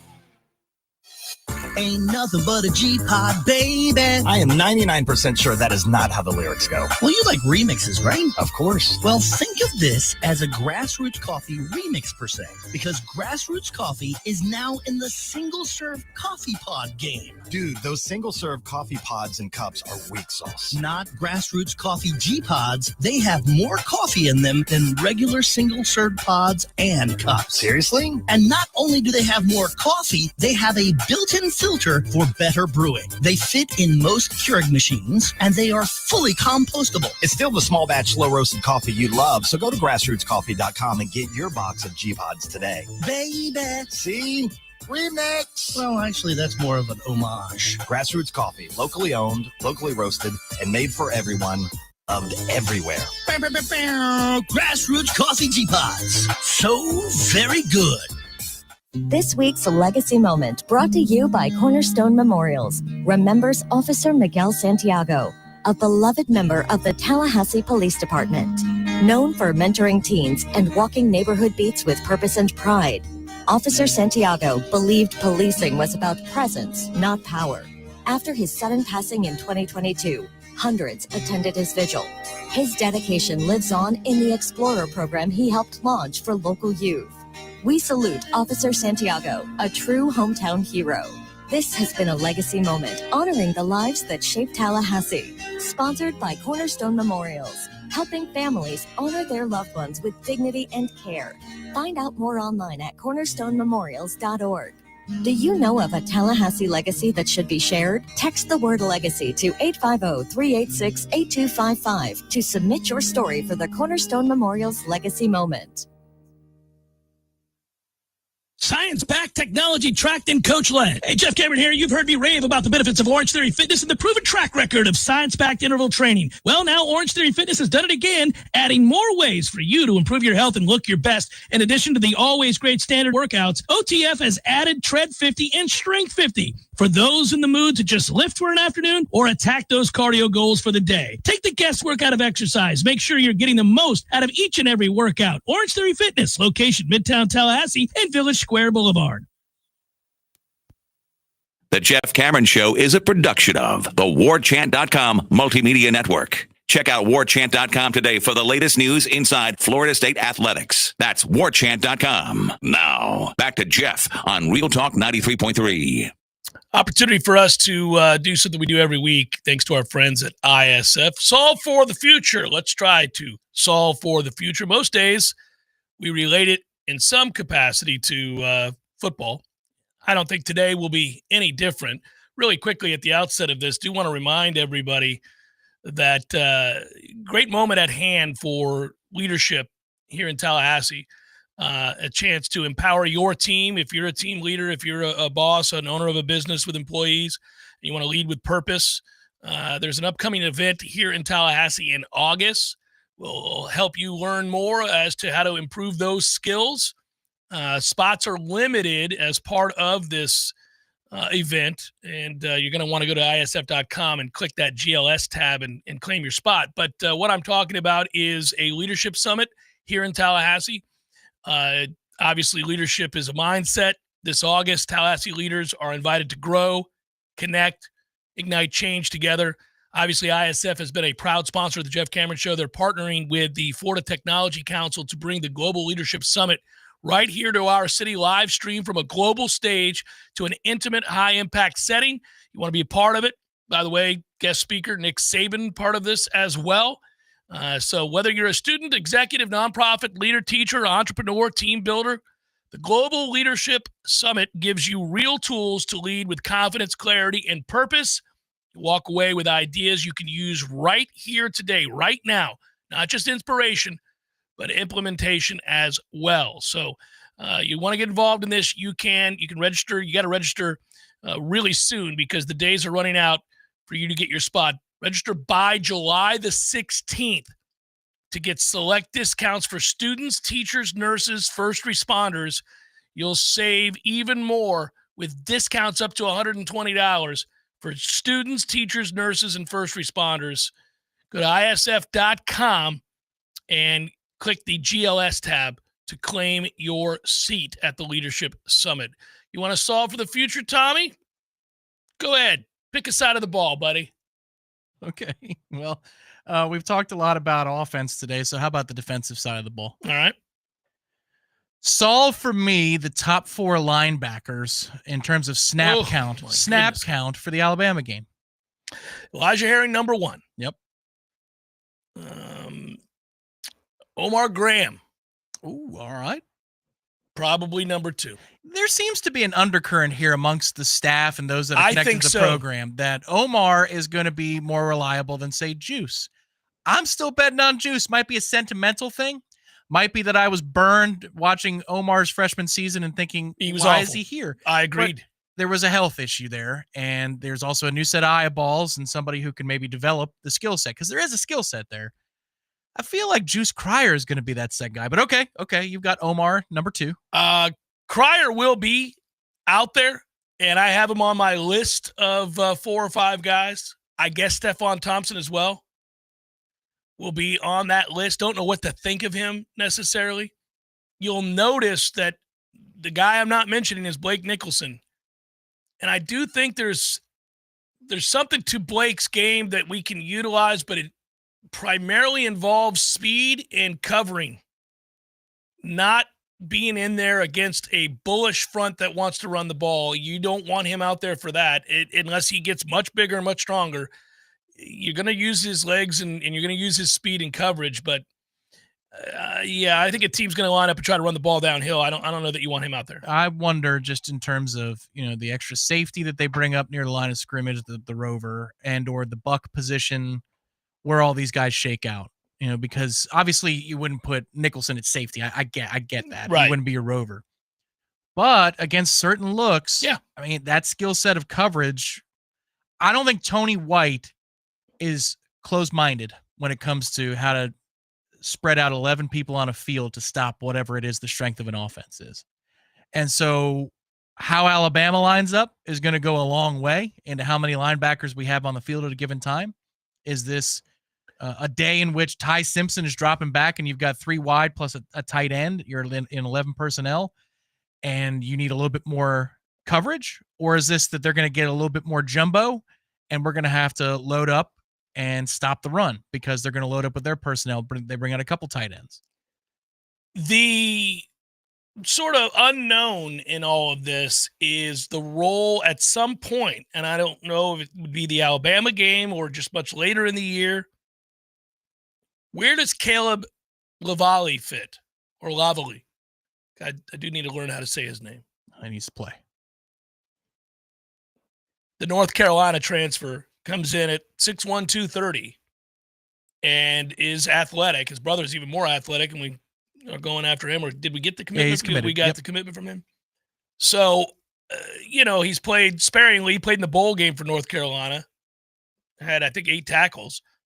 And looks the part. I just don't know where he fits in. Don't know what he's going to do, how much they're going to count on him this year. I'm very optimistic because you watched him in that bowl game. He's got good instincts and he's physical.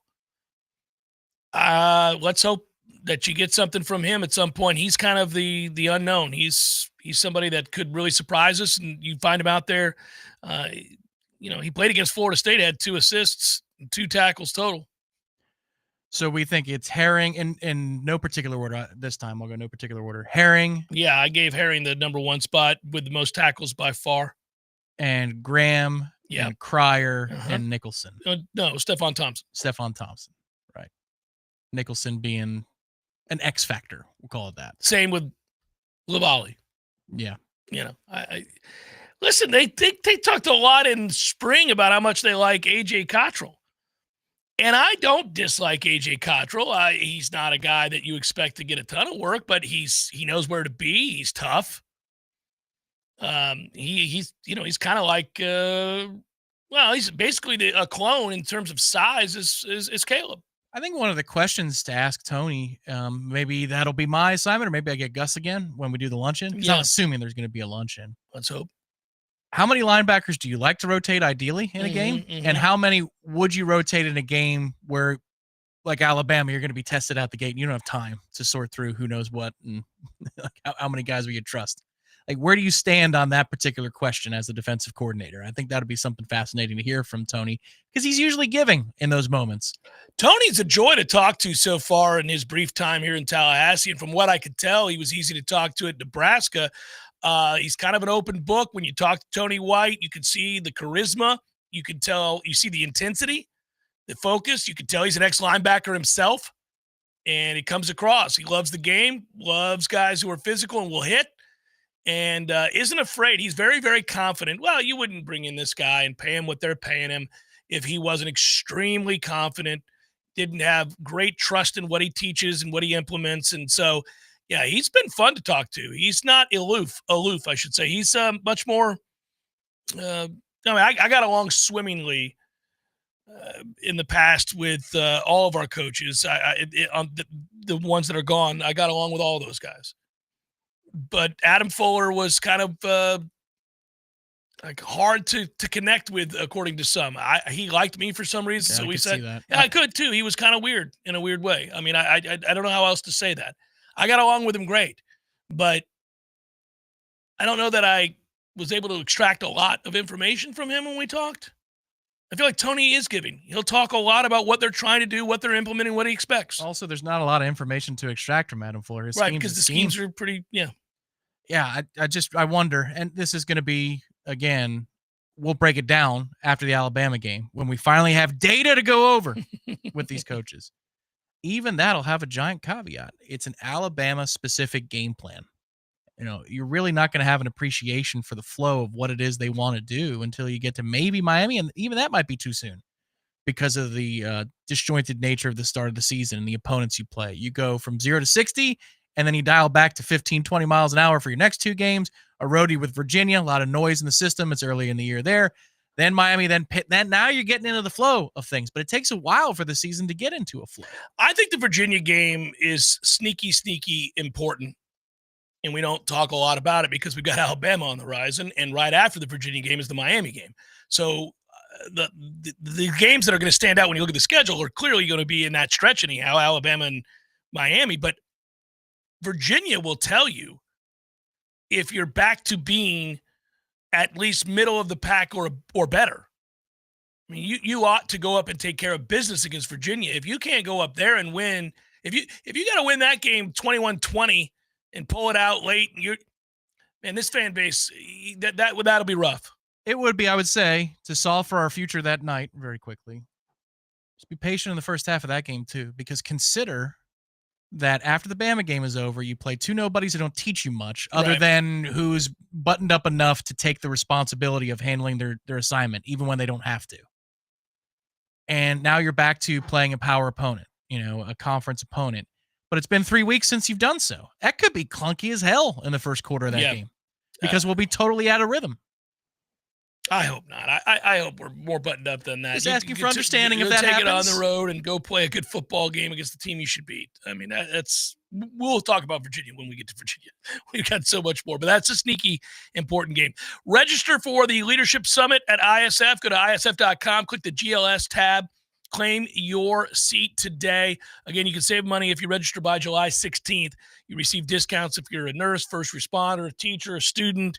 Again, if you're an executive, if you're a leader of a nonprofit, if you're an entrepreneur, a team builder of any kind, the Global Leadership Summit gives you real tools to lead with confidence. You walk out of there with clarity and purpose and have the tools necessary to inspire your workforce today. ISF.com. Click that GLS tab. Get signed up today. Your local news now. A man was arrested Thursday in Leon County for allegedly attacking another man with a machete. According to the Leon County Sheriff's Office, murder, 2 counts of battery on a law enforcement.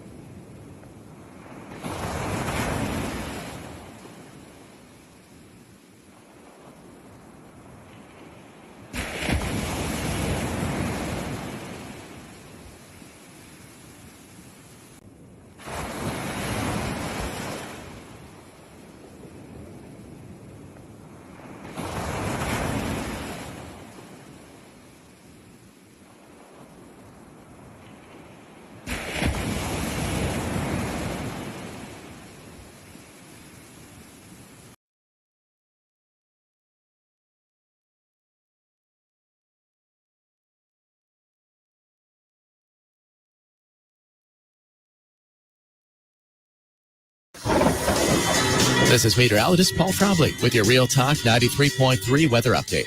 High of 93 today under partly cloudy skies with storms likely, winds out of the southwest, 5 to 10 miles per hour.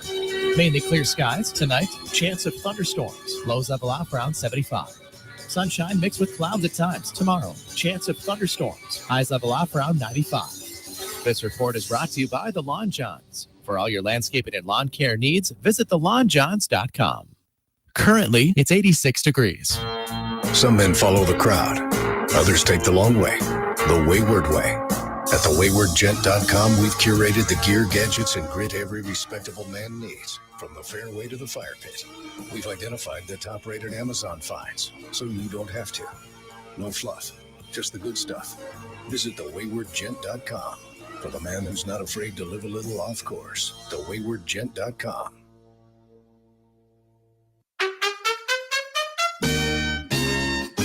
There is no Bigfoot, Eddie. Would you stop with that nonsense? There's a Bigfoot, Jeff. I wish there were. By the way, I don't want you to point to me as the guy that takes all the fun out of the room. I wish there was the Loch Ness Monster. I wish there was the Bigfoot. I wish there was the Chupacabra. All the things. They're all mythical except for the Bigfoot. The Sasquatch. The Bigfoot? The Bigfoot. There's big feet. There's lots of them.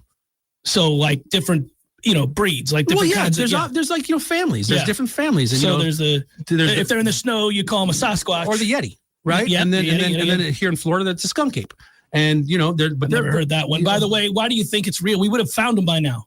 They're the hide and seek champions of the world. Nobody finds the Bigfoot. I think you believe in Bigfoot. I do believe in Bigfoot. You don't believe. I believe in Bigfoot. Don't tell anybody you believe in Bigfoot. I would go look for Bigfoot, but he scares me. Gordo's, bringing the flavor and flair of Cuban food to Tallahassee since 1996. The Jeff Cameron Show is a production of the Warchant.com Multimedia Network. Check out Warchant.com today for the latest news inside Florida State athletics. That's Warchant.com. Now, back to Jeff on Real Talk 93.3. My man, we get a chance to go from solving for the future with ISF, I should say, to the red zone. Yes, make it happen. Cue it up. Welcome to the majesty. Every freaking rep. The elegance. To win the game. Oh, he hits the upright. It's no good. You have entered. Someone burned down the funeral home. You burnt the funeral home. Lives will be changed. Sideline. Touchdown. Unbelievable. Mothers will cry. When you see your players give all that they have and you lose that way, it's tough. Legacies are etched into eternity. I know who I am. North, South Dakota was his brother from West Virginia. This is the Red Zone. It's good to know.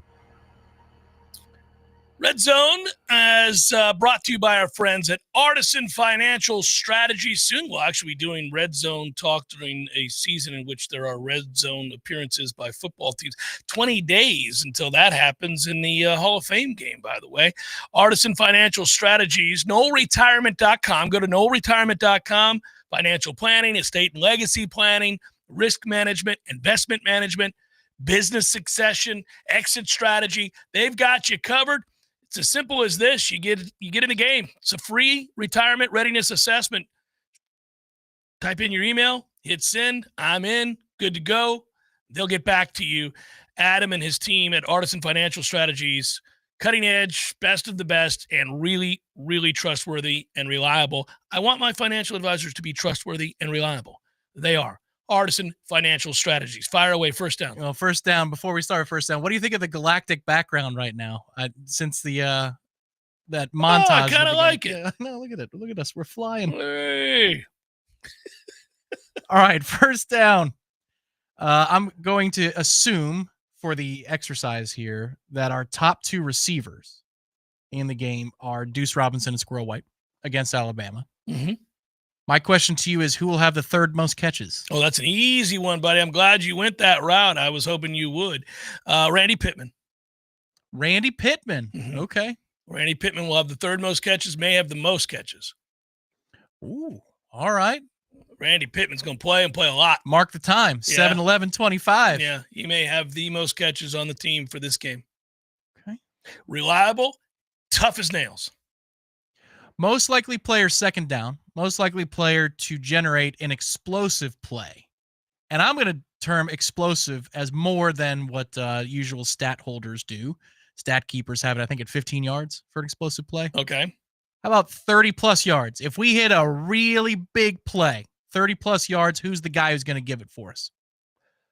Well, that's tough. The reason I say it's tough is, look, I think Deuce Robinson's going to be the big playmaker in this offense, obviously at receiver. But oddly, I think for this game, I would go with Squirrel White out of the slot. I'm going to assume he's healthy for the purposes of our exercise. Squirrel White will be my answer here. Third down. You are in charge of the Hard Rock app. You are in charge of setting individual player prop lines for this game against Alabama. You are putting the over-under for Tommy Castellanos rush yards at what number? It's a good question.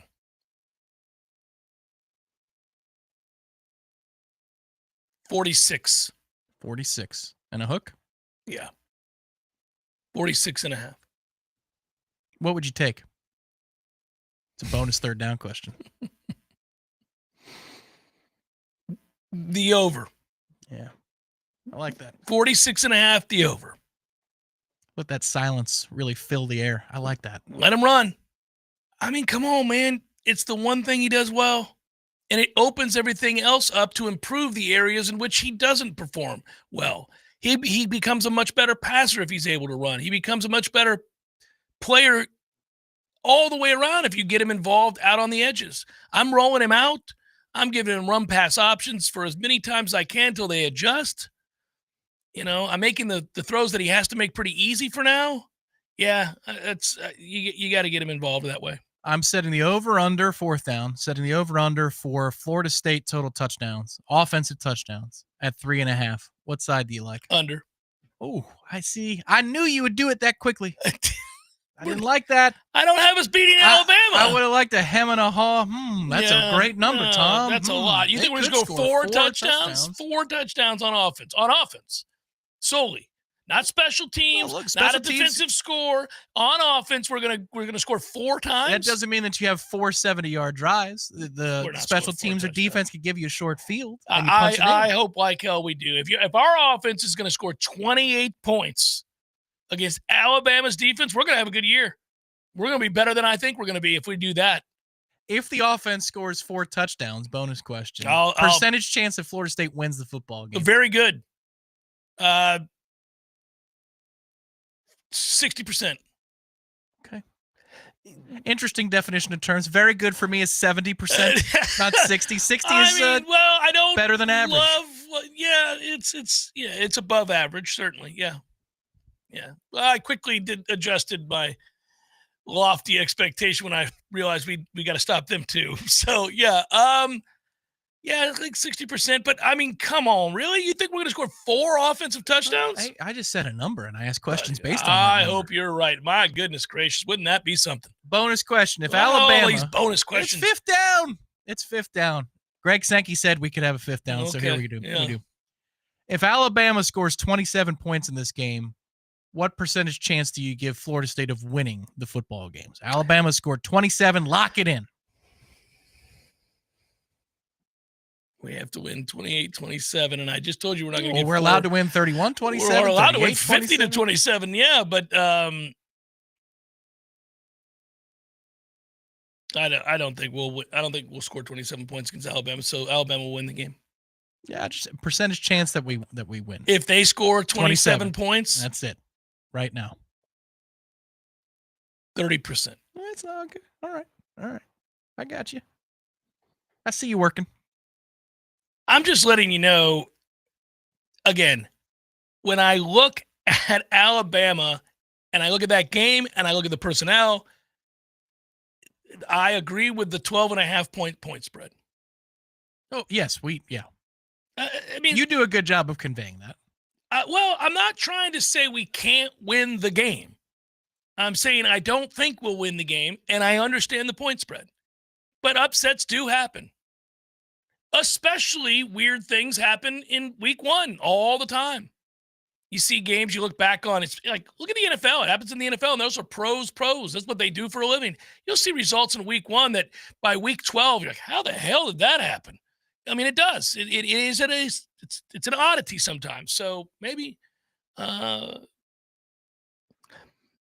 get asked all the time, because I think partly because of what you just said, that, it's obvious in my voice, or maybe it's come across as apparent to people that I don't think we're going to win the game.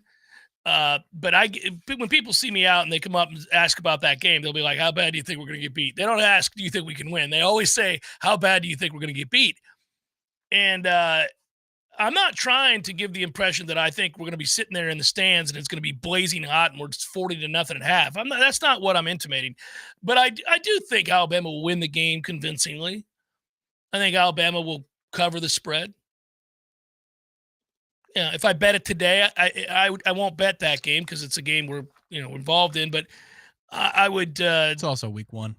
Yeah, too much weird stuff can happen. Yeah, but if I were betting it, I'd take Alabama and lay the points, and I wouldn't be shocked in the least bit if we look up and it's 37-10 Alabama, and that's the final score. I wouldn't like that. I'd be angry about it.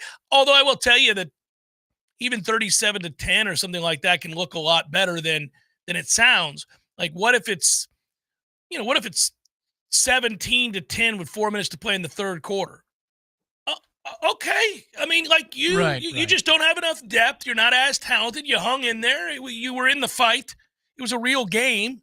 Got away from you. You got worn down. You don't have the requisite depth to hold up against one of the top offensive lines in the country. They kept running the football. You got worn down, and it got a little ugly late, but everybody who watches the games knows that was not indicative of the way the game was played. That's a very different 37-10 or 38-10 or something like that than it was 24-0 at half Alabama.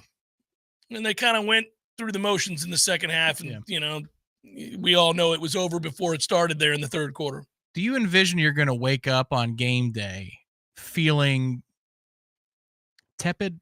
Or are you going to wake up? I'll be excited. I'm excited right now. I'm excited that we're talking about it. I can feel it right now. I'm pumped for the game. I want to see what we are. I want to see the schemes. I want to see what the decisions were from personnel standpoint. I want to know what Gus's mode of operation is. I want to know what he's going to do, how he's going to utilize said personnel. Tony White, I think, was a wonderful hire. I really, really am excited about the Tony White hire.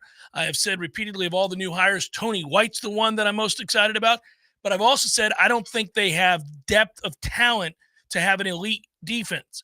So it's going to be tough for him because he may not get the results that I think the acumen that he possesses should produce. It's a weird deal. But if he gets these guys playing hard, playing fast, playing violent, and he has a real good sense of what his personnel is, the Bama game will just be the Bama game. We're not there. You know what I mean? That's a good team. But you could then be set up to compete and win a home game against Miami. You might be good enough to win the other games of the non-Big Four. We say to go 8-4, you're going to have to win every single one of the games that are between 40 to 60% likelihoods, right? So you're going to have to win the Virginia game, obviously. You're going to have to beat Pitt. You're going to have to beat Virginia Tech. You're going to have to beat all of those games. You can't slip up once if you want to get to 8 wins. Well, you're a pretty good team if you don't slip up one time in games in which you have like talent. That's true. I do think personally that if 8-4 is the record, it's because we win a game of the Big Four, and then we have a stinker that we didn't expect, like Stanford on the road or like Virginia Tech in November. I think if we get to 8-4, it's because we beat Miami or Florida, and then we lose a different game. But I do think that we're going to get one of them this year. And for some reason, that's enough right now for me to feel hopeful for the season. What, 8-4 is? Well, that you'll win one of the with one of those marquee wins. 8-4 with a win over Miami would be wonderful for recruiting, for example, because that would be a weekend that you're hosting kids in mass on campus, and you have your new football-only facility to show off as well, and it's functional. So you bring them in there, they get to see the new facility. You win a game before a raucous atmosphere. I think that might be the Alabama game, the Miami game are probably the two most important to win in terms of what it could do for you in recruiting. I think we might get one of those two, and probably the Miami game. I don't know. It's just a gut feeling I got in July. Alabama plays very well in openers. They play well in out-of-conference games in those openers. You go back and look at what they've done in games against Wisconsin or Louisville or whomever you throw out there in these matchups. I just don't see us beating Alabama. I think you have a better chance, much better chance of beating Miami. We should wear Vandy jerseys much better for the first game. We're come out the tunnel in Vandy uniforms. We love to do this. We were like, well, Vanderbilt beat them. I mean, one day we can be Vanderbilt. We can be them. And that could be this year in the opener. Much better chance to beat Miami.